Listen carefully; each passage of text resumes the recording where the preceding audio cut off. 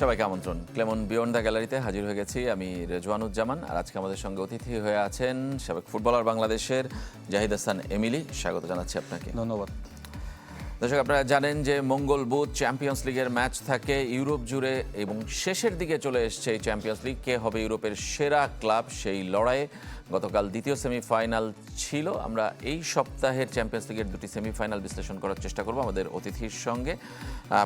আগেই বলছিলাম যে আমরা চ্যাম্পিয়ন্স লিগ নিয়ে কথা বলতে চাই। মঙ্গল বুধ সেমিফাইনালের ফার্স্ট লেগ হয়ে গেছে এবং খুব বেশি অ্যাডভান্টেজ কিন্তু কোনো দলই পায়নি। পিএসজি 5-4 গোলে বায়ার্ন মিউনিখকে হারিয়েছে, আর 1-1 গোলে সমতায় শেষ হয়েছে অ্যাথলেটিকো আর আর্সেনাল ম্যাচ।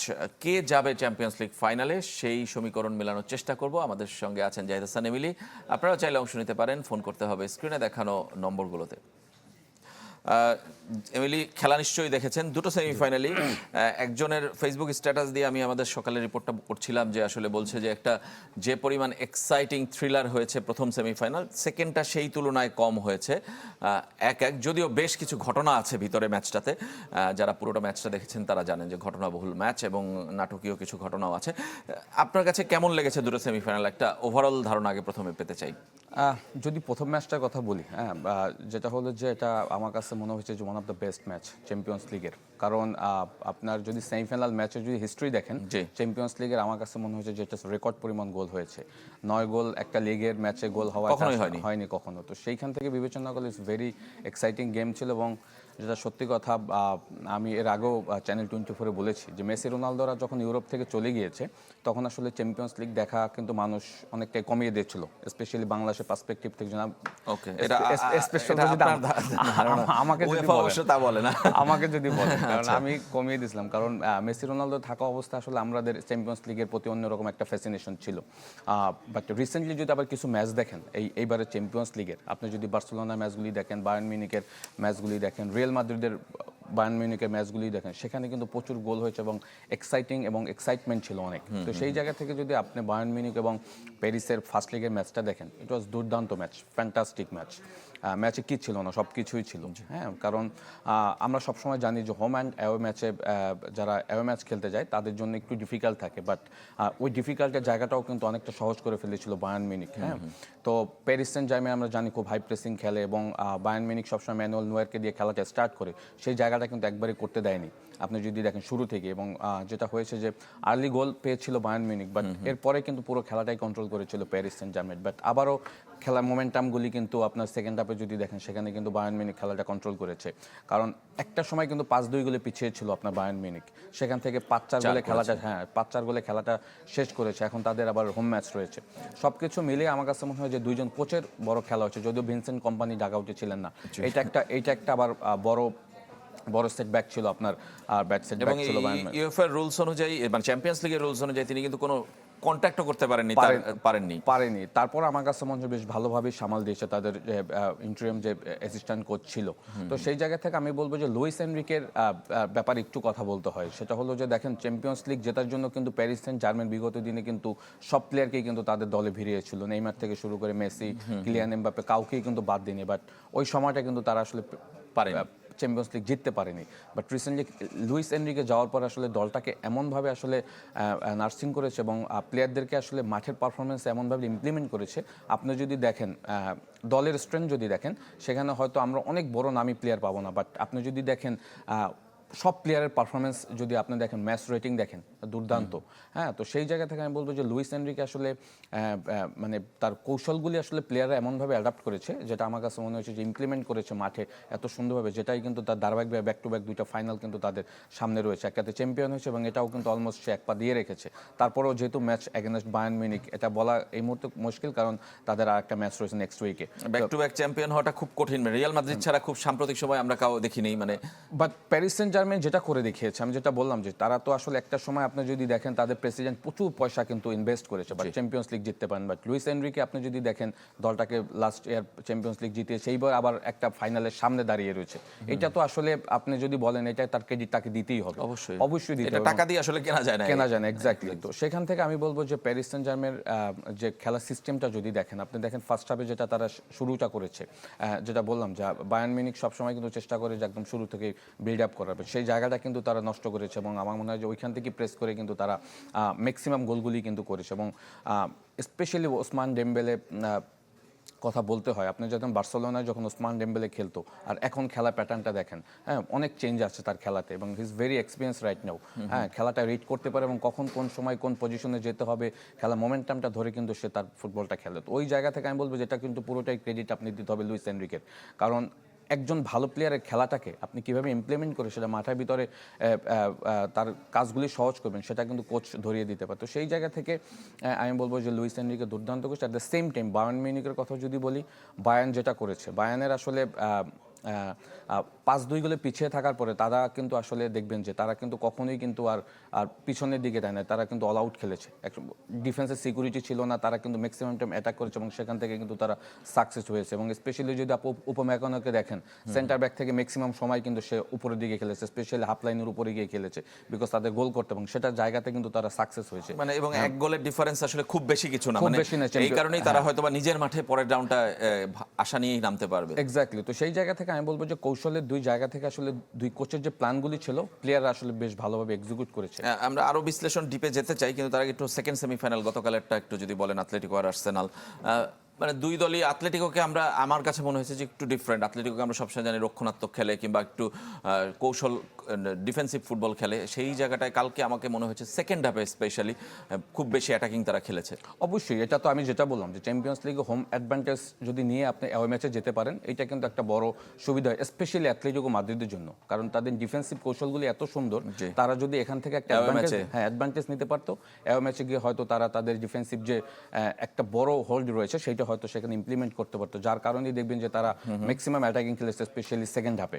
হ্যাঁ, এবং এখানে আমি আর্সেনালের গোলকিপার ডেভিড রয়াকে আসলে একটা বড় ক্রেডিট দেবো, এবং স্পেশালি ফার্স্ট হাফে হুলিয়ান আলভারেজের ওই শট সে যেভাবে ঠেকিয়েছে, গ্রিজম্যানের পোস্টে লাগা, অনেক কিছুই কিন্তু আসলে অ্যাথলেটিকো মাদ্রিদের ফেভার ছিল। At the same time penalty এবং মানে ওভাররুলড হওয়া ভিএআর, রাইট। তো এটা কিন্তু মিকেল আর্তেতা পরে আফটার প্রেস কনফারেন্স আসলে সে স্ট্রংলি একটা ইন্টারভিউ দিয়েছে, সেখানে বলেছে ইটস কনফার্ম পেনাল্টি। বাট আপনি যদি দেখেন এজেকে আসলে যেভাবে ট্যাকেলটা করা হয়েছিল, কিছু সময় মনে হচ্ছে যে এটা পেনাল্টি না, আবার একটা সময় মনে হচ্ছে যে এটা বক্সের ভিতরে, তো আসলে এখন এই ধরনের ট্যাকেল আসলে কোনো অ্যাভয়েড করার ওয়ে নাই। তো সে ভিআরে গিয়ে আসলে সে নিজে পেনাল্টি দিয়েছে, ভিআরে গিয়ে সেটা ক্যান্সেল করেছে। তারপর it's part of the match, এভাবেই আসলে ম্যাচটা এভাবেই শেষ হয়েছে। বাট আমার একটা পয়েন্ট অফ ভিউ থেকে যদি বলেন, এই ম্যাচটা আসলে হয়েছে দুইজন কোচের ট্যাকটিক্যাল যদি দুইটা সাইড দেখেন অলমোস্ট সিমিলার, কারণ তারা চেয়েছিল যে ম্যাচটা যদি কোনোভাবে হারবে না, কোনোভাবে যদি তারা পয়েন্টস নিয়ে যেতে পারে, আর্সেনালে যে আর্তেতার এখন মেইন প্ল্যান থাকবে সে হোম ম্যাচে অ্যাডভান্টেজ নিয়ে ম্যাচটা জেতার জন্য। বাট আপনার সিমিওনি যেটা করেছে, সিমিওনি স্পেশালি সেকেন্ড হাফে চেয়েছিল সে লিড নিয়ে আসলে আর্সেনালের মাঠে যাওয়ার জন্য, এবং স্পেশালি সেকেন্ড হাফে কিন্তু প্রচুর অ্যাটাক করেছে এবং অলমোস্ট অল আউটই খেলেছে। তো সেই জায়গা থেকে আসলে গোল করতে পারেনি আর্সেনাল। দুর্দান্ত ডিফেন্সিভ জায়গাগুলি বেশ ভালোভাবে করেছে, কিছুটা ব্যাড লাগ হয়েছিল, কারণ গ্রিজম্যানের ওই শটটা যদি আপনার ওই সময় গোল হয়ে যেত, পোস্টে না লেগে, তখন কিন্তু 2-1 হয়ে যেত। সুতরাং আমি বলবো যে অ্যাথলেটিকো মাদ্রিদের ব্যাপারে যদি আপনি বলেন, দেখেন তারা বার্সেলোনার সাথে যখন নো ক্যাম্পে যে ম্যাচটা খেলে, আপনি যদি ওই ম্যাচটা একটু রিমাইন্ড করেন, এবারের অ্যাথলেটিকো মাদ্রিদকে আমার একটু ডিফারেন্ট মনে হয়েছে। লাস্ট যখন তারা চ্যাম্পিয়ন্স লিগ ফাইনাল খেলেছিল, ম্যাক্সিমাম গোল আপনি দেখেন অল্প কিছু গোল করে কিন্তু তারা ফাইনালে গিয়েছিল। হ্যাঁ, এবং আনফর্চুনেট তারা চ্যাম্পিয়ন হতে পারেনি, বাট তাদের মেন কৌশল ছিল কিন্তু ডিফেন্সিভ এবং কাউন্টার অ্যাটাক বেস। বাট এখন কিন্তু ওইখান জায়গা থেকে বেরিয়ে আসছে। এটার অন্যতম কারণ হলো সিমিওনে হয়তো সে অনেক রিড করেছে যে আসলে সবসময় আসলে ডিফেন্সিভ কৌশল অবলম্বন করে আসলে ফাইনাল পর্যন্ত যাওয়া যায় না বা চ্যাম্পিয়ন হওয়াটা দুষ্কর। সেই জায়গা থেকে যদি দেখবেন যে ম্যাক্সিমাম ম্যাচগুলোই কিন্তু হুলিয়ান আলভারেস এবং গ্রিজম্যানকে কিন্তু সে সামনে স্টার্ট করেছে অলমোস্ট অ্যাটাকিং, এবং 4 জন মিডফিল্ডারকে রেখেছে সবসময়, লোরেন্টে, লুকম্যান, কোকে, এবং এদেরকে দিয়ে কিন্তু মিডফিল্ডটাকে, সিমিওনি এদেরকে দিয়েই কিন্তু আসলে মিডফিল্ডটাকে স্ট্রং করেছে। তো সেই জায়গা থেকে আমি বলবো যে সিমিওনি কিছুটা কৌশলে পরিবর্তন আনছে, বিকজ আপনি একটা সময় গোল করার জন্য আপনাকে অ্যাটাকে যেতে হবে, এবং সেইটা স্পেশালি সে হোম ম্যাচে করার বেশি চেষ্টা করেছে, এবং সেখান থেকে কিন্তু সে সাকসেসও হয়েছে।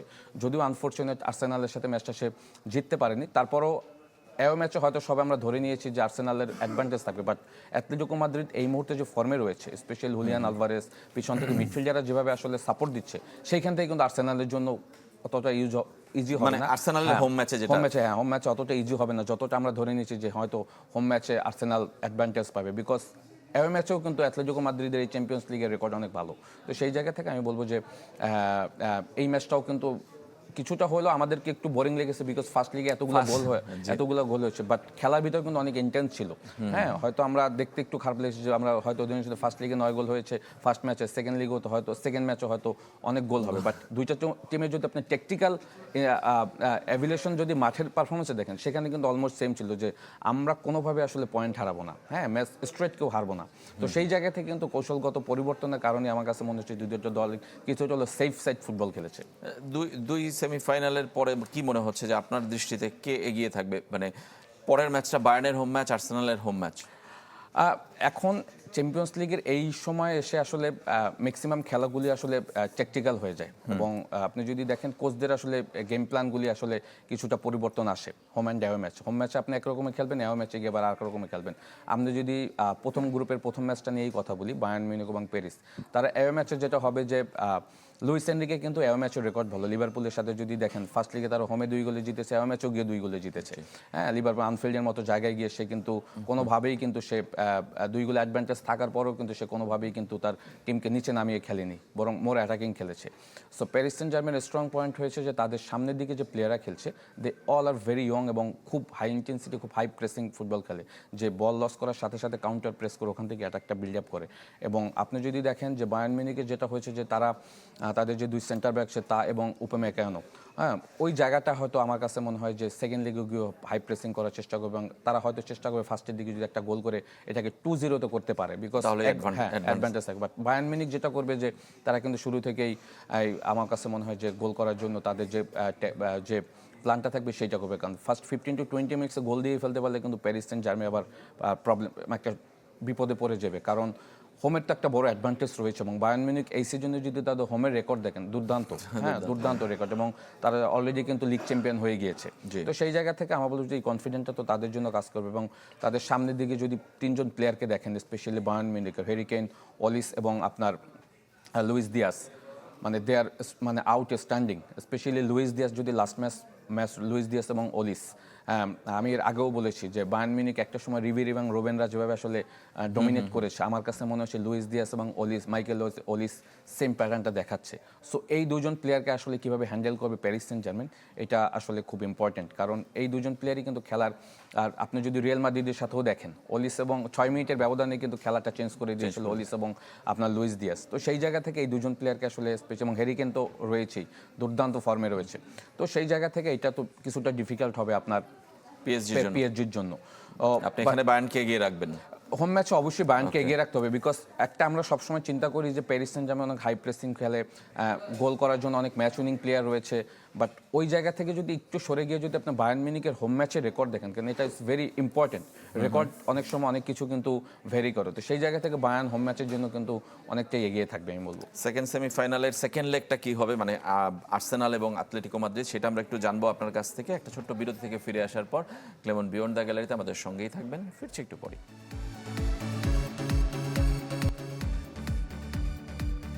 বিরতির পর আবারও ফিরে এলাম ক্লেমন বিয়ন্ড দ্য গ্যালারিতে। আমরা কথা বলছিলাম কে হবে চ্যাম্পিয়ন্স লিগের ফাইনালিস্ট সেই বিষয় নিয়ে। 2 সেমিফাইনালের প্রথম লেগ শেষ হয়েছে, দ্বিতীয় লেগ আগামী সপ্তাহে, যেখানে বায়ার্ন মিউনিখ স্বাগত জানাবে পিএসজিকে, আর ঠিক একইভাবে আর্সেনাল স্বাগত জানাবে আতলেটিকো মাদ্রিদকে। এবং আমাদের সঙ্গে আছেন জাহিদ হাসান এমিলি। 4টা লিগের 4টা ক্লাব শেষ পর্যন্ত টিকে আছে এই চ্যাম্পিয়ন্স লিগের সেমিফাইনালে।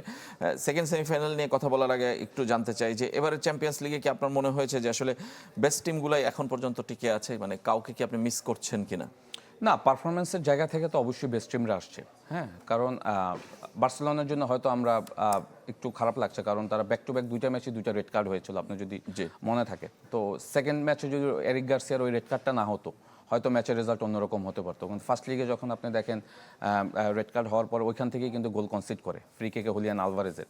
সো বার্সেলোনার যেটা হয়েছে, বার্সেলোনার যে প্যাটার্নের চ্যাম্পিয়ন্স লিগ খেলছিল, আমরা ধরে নিয়েছিলাম যে বার্সেলোনা হয়তো ফাইনাল খেলবে বা চ্যাম্পিয়ন হবে, হ্যাঁ, যদিও তাদের মেইন প্লেয়ার যে রাফিনার, তার একটা বড় মিসিং ছিল, ইনজুরি কনসার্ন ছিল।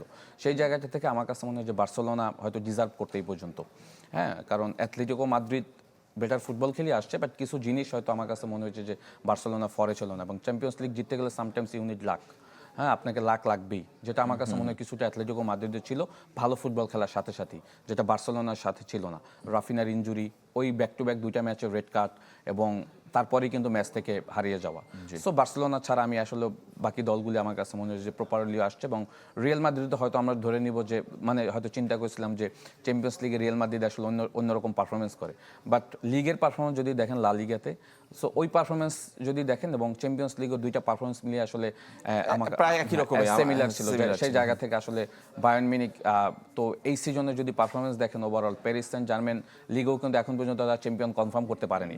হ্যাঁ, বাট বায়ার্ন মিউনিখ সব জায়গাতেই কিন্তু সাকসেস দেখাচ্ছে। সেই জায়গা থেকে বায়ার্ন মিউনিখ ডিজার্ভ করে ফাইনাল, এই মানে চ্যাম্পিয়ন্স লিগ এখন পর্যন্ত আপনি যেটা বলছেন যে বেস্ট টিমগুলি আসছে। সেকেন্ড সেমিফাইনালের কথা বলছিলাম, আর্সেনাল এবং আতলেটিকো মাদ্রিদ। আর্সেনালের মাঠে খেলা, আপনি বলছিলেন যে একটু হলেও আর্সেনাল অ্যাডভান্টেজ পাবে, কিন্তু আতলেটিকো যে রেজাল্টটা করেছে 1-1 ড্র, মানে ওদেরকে আসলে ডিফেন্সিভ খেললে তো আর হবে না, তাদেরকেও গোলের জন্যই খেলতে হবে। সুতরাং ওই ম্যাচটা খুব ইন্টারেস্টিং হবে আমার কাছে মনে হয়। অফকোর্স ইন্টারেস্টিং হবে। আপনি যদি দেখেন এর আগে আর্সেনাল স্পোর্টিং লিসবনের সাথে তাদের হোম ম্যাচ যেটা খেলেছিল, হ্যাঁ, হোম ম্যাচে কিন্তু আর্সেনাল চ্যাম্পিয়ন্স লিগে তেমন কোনোভাবে আসলে তাদের পারফরমেন্স যদি দেখেন ওইভাবে আসলে আশানুরূপ পারফরমেন্স দেখাতে পারেনি, বিকজ হোম ম্যাচে তারা ম্যাক্সিমাম সময় তারা থাকে কোনোভাবে গোল কনসিড করবে না, বাট এই ম্যাচে তো জিততে হলে আপনাকে গোল করতে হবে। বাট আর্সেনালের জন্য যদি সত্যি কথা বলি, এই মুহূর্তে কিছু হলো টাফ হবে, কারণ অ্যাটলেটিকো মাদ্রিদ কিন্তু এখন লা লিগাতে চ্যাম্পিয়ন রেসে নাই। হ্যাঁ, সুতরাং তাদের অল ফোকাস কিন্তু আসলে এখন চ্যাম্পিয়ন্স লিগের দিকে। আর আপনি আর্সেনাল কিন্তু এই মুহূর্তে তাদের লিগের ম্যাচের দিকেও কিন্তু কনসার্ন থাকতে হবে, বিকজ তারা কিন্তু এখন পর্যন্ত পয়েন্ট স্লিপ করলেই কিন্তু তারা পিছিয়ে পড়বে। এবং ম্যানচেস্টার সিটি কিন্তু অলরেডি তাদের ধরে ফেলেছে, যদিও লাস্ট ম্যাচ তারা নিউ ক্যাসেলকে হারিয়েছে। হ্যাঁ, ইটস ভেরি ইম্পর্টেন্ট ম্যাচ ছিল, বাট আর্তেতাকে কিন্তু এখন দুই দিকেই ফোকাস দিতে। এই উইক্সে কিন্তু তার লিগের ম্যাচও রয়েছে, এবং সেই জায়গা থেকে কিন্তু আসলে কিছুটা হলো আর্সেনালের জন্য আমি বলবো ডিফিকাল্ট হবে, এই কারণে কারণ প্লেয়ার প্রিপারেশন, কোন প্লেয়াররা খেলবে, প্লেয়াররা প্রপার ফিট কিনা, রিকভারি সেশন সব কিছু মিলিয়ে কিন্তু আর্সেনালের জন্য একটা টাফ টাইম ওয়েট করছে, বিকজ তারা কিন্তু দুইটা দিকে ফোকাস দিতে গিয়ে তখন চ্যাম্পিয়ন, যেটা আর্সেনালের ক্ষেত্রে সবসময় হয়ে থাকে বিগত দিনেও যদি আপনি দেখেন, তারা শেষ মুহূর্তে যে স্লিপ করে যায়, শেষ 30 রাউন্ড 32 রাউন্ড পর্যন্ত আপনার ইপিএল এ সবসময় এগিয়ে থাকে, বাট শেষের দিকে কিন্তু ম্যানচেস্টার সিটির কাছে তারা কিন্তু লাস্ট কয়েকবার এরকম হয়েছে। সো আর্সেনালের জন্য যেটা হলো যে এই দুই দিকে ফোকাস দিতে গিয়ে কিন্তু আসলে তারা সব দিকেই কিন্তু হারিয়ে ফেলে। সো আর্তেতার জন্য ইটস ভেরি ডিফিকাল্ট যে আসলে তারা নেক্সট উইকে আবার কিন্তু এওয়ে ম্যাচ খেলা। তার মানে আপনি একটা সেমিফাইনালে বায়ার্নকে এগিয়ে রাখছিলেন, আরেকটা সেমিফাইনালে আতলেটিকোকে। আমি এগিয়ে রাখছি বলতে আমি বলবো যে চ্যালেঞ্জ আর্তেতার একটু বেশি, আর্তেতার বেশি, বিকজ সেমিওনির আসলে লিগের ওদিকে কিন্তু তার তেমন কোনো ফোকাস থাকবে না, তার মেইন ফোকাসই থাকবে কিভাবে সে চ্যাম্পিয়ন্স লিগের ফাইনালে যেতে চাবে। হ্যাঁ, সো ওই জায়গাতে কিন্তু কিছুটা হলেও তার সহজ হবে। তার মেইন প্লেয়ার হয়তো লা লিগাতে সে রেস্ট দিবে, রিকভারি করে ফুল স্ট্রেংথ ফুল এনার্জি নিয়ে হয়তো নেক্সট ম্যাচ এওয়ে ম্যাচে যাবে। বাট আর্তেতার জন্য চ্যালেঞ্জ হলো যেটা তার এর মধ্যে কিন্তু এই উইক্সে কিন্তু তার লিগের ম্যাচও রয়েছে, সুতরাং লিগের ম্যাচ খেলে আবার তাকে কিন্তু আপনার ফুল ফিট প্লেয়ার নিয়ে কিন্তু তাকে আবার সেই চ্যালেঞ্জটা তাকে ফেস করতে হবে। তারপর আমি বলবো যে যেহেতু হোম ম্যাচে খেলবে কিছুটা হলেও তো আমি বলবো যে আর্সেনালের জন্য অ্যাডভান্টেজ থাকবে, এবং আর্তেতা কিন্তু সেটাই চেয়েছিল এও ম্যাচে, যে কোনোভাবেই আসলে ওই ম্যাচে লস করবে না, এবং সেটা সে করে এসেছে। হোম ম্যাচে আর্সেনালের জন্য যেটা হলো যে মেইন থাকবে যে আসলে তারা কোনোভাবেই যেন মানে গোল কনসিড না করে, বিকজ আপনি যদি অ্যাটলেটিকো মাদ্রিদের এওয়ে ম্যাচগুলি দেখেন, স্পেশালি বার্সেলোনার সাথে যেভাবে এওয়ে ম্যাচ খেলেছে, হ্যাঁ, তারা পিছিয়ে ছিল, তারপর কিন্তু ওখান থেকে লুকম্যানের গোল থেকে কিন্তু তারা আবার কামব্যাক করে আসছে। সুতরাং অ্যাটলেটিকো মাদ্রিদ যেটা বললাম, আপনি যেটা বলছেন যে সবসময় একটা অন্যরকম প্যাটার্নে ফুটবল খেলে, বাট সেখান থেকে কিন্তু তারা অনেকটাই বেরিয়ে আসছে, বিকজ তাদের প্লেয়ার অনেক চেঞ্জ হচ্ছে এই ভিতরে। হুলিয়ান আলভারেজের মতো প্লেয়াররা যখন থাকবে তখন কিন্তু আপনি মিডফিল্ড থেকে ডিফেন্স করে ব্লক, যে আমরা যে সবসময় যে বাস পার্কিং যে ডিফেন্স কৌশল, সেটাতে কিন্তু অনেকটাই তারা সরে আসছে, এবং এওয়ে ম্যাচে তো তার সেটাই করতে হবে জিততে হলে। তো সেই জায়গা থেকে আমি বলছি মোর অ্যাটাকিং খেলবে হয়তো, বাট আর্সেনালের জন্য ডিফিকাল্ট হবে, যেটা হলো আমি বলবো যে তারা কোনোভাবেই চাইবো না আর্লি গোল কনসিড করতে, এবং ওই অ্যাট দ্য সেম টাইম তারা যদি গোল করে দিতে পারে তখন কিন্তু তাদের জন্য খেলাটা আবার সহজ হবে। একদমই শেষের দিকে পিএসজির একটা ইনজুরি আপডেট নিশ্চয়ই শুনেছেন, Ashraf Hakimi out of the second hamstring injury. হ্যাঁ, হ্যামস্ট্রিং ইনজুরি, মানে সেটা কি তাদেরকে ভোগাবে? আপনার কি কতটুকু মনে হয়? ভোগাবে তো অবশ্যই। আশরাফ হাকিমি যেটা হয়েছে যে প্যারিসের জন্য অনেক বড় একজন অ্যাসেট, হ্যাঁ, যদি পারফরমেন্সের জায়গা থেকে বলেন। হাকিমির আপনি যদি ম্যাচ রেটিং দেখেন, ইটস ম্যাক্সিমাম ওভারল্যাপিং। হ্যাঁ, কোচরা কিন্তু সবসময় একটা দিক নির্দেশনা দেয় দুই উইং ব্যাককে, দুই ফুল ব্যাককে, যে লেফট ব্যাক ওভারল্যাপে গেলে রাইট ব্যাক ডিফেন্সের সাথে থাকবে, বাট ওইখানে কিন্তু প্যারিসে সবসময় লুইস এনরিকে কিন্তু ম্যাক্সিমাম হাফ লাইনের উপরেই থাকে আশরাফ হাকিমি, ম্যাক্সিমাম অ্যাটাকিং থাকে, এবং অ্যাটাকিংয়ে বড় একটা পার্ট থাকে আশরাফ হাকিমি। তো সেই জায়গাটা আসলে লুইস এনরিকে কাকে রাইট ব্যাক ইউজ করবে সেটা হয়তো পরের ম্যাচ আমরা দেখতে পাবো, বাট এটা তো অবশ্যই বড় একটা মিসিং থাকবে প্যারিসের জন্য, বিকজ লাস্ট ম্যাচও যদি দেখেন আশরাফ হাকিমির ম্যাক্সিমাম পেনিট্রেশনগুলি কিন্তু অ্যাসিস্টও ছিল, এবং অপোনেন্টের জন্য সবসময় ডিফিকাল্ট ছিল। হ্যাঁ, তাদের জায়গা থেকে আশরাফ হাকিমের জন্য অন্যরকম একটা গেম প্ল্যানও থাকতো। তো সেইখান থেকে কিছুটা হলেও রিল্যাক্স থাকবে আপনার বায়ার্ন মিউনিখ, বিকজ আশরাফ হাকিমের এই ওভারল্যাপিংয়ের জায়গাটা, এটা কিন্তু আমার মনে হয় যে সে রিপ্লেস হিসেবে যে খেলবে, আমি জানি না কাকে ইউজ করবে, সেইটা তো অবশ্যই একটা কনসার্ন থাকবে।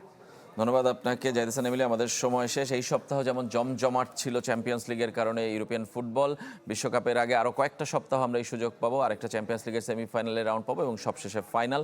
সুতরাং ইউরোপিয়ান ফুটবল আমাদেরকে যেমন মাতিয়ে রাখে, নিশ্চয়ই বাকি ম্যাচগুলো সেরকম টানটান উত্তেজনার হবে। আমরা সেই প্রত্যাশা রেখে আজকের মতো এখানেই শেষ করছি।